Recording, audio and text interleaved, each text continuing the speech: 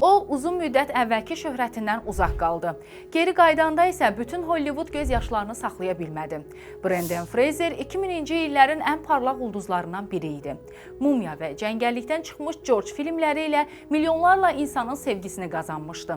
Amma belindən aldığı zədələr, boşanması və həyatında baş verən digər çətinliklər karyerasına təsirsiz ötüşmədi. Zamanla böyük studiyalar ona əvvəlki qədər maraq göstərmədi və o, diqqət mərkəzindən uzaqlaşdı.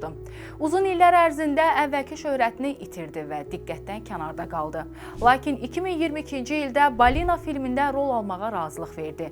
Bu film sanki onun daxili vəziyyətini əks etdirirdi.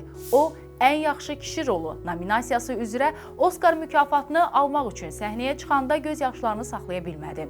Danışmaqda çətinlik çəkdi. Zaldakılar isə onu uzun müddət ayaqüstə alqışladılar.